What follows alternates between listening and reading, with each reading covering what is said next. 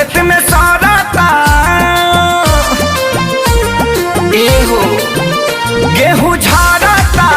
खेत में साराता रोज देखी देखी हमर होकर जा फटता भतारी साला सब दिन के गेहूं काटता भतारी साला सब दिन के गेहूं काटता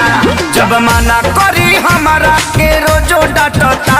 जब मना करी हमारा के रोजो डांटता भतारी साला सब दिन के गेहूं काटता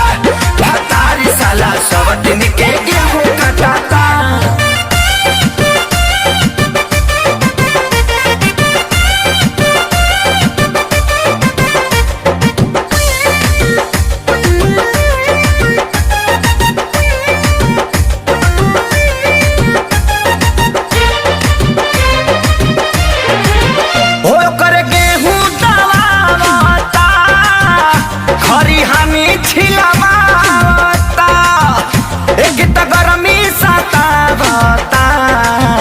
किसी किसी मुहावता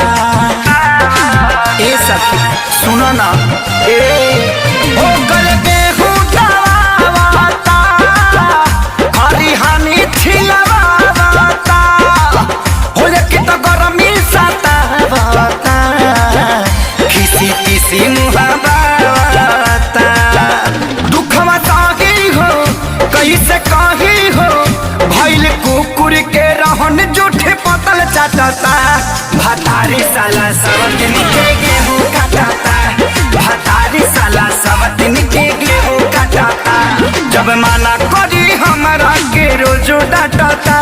जब मना करी हमारा के रोजो डांटता भतारी साला सब दिन के गेहूं काटता।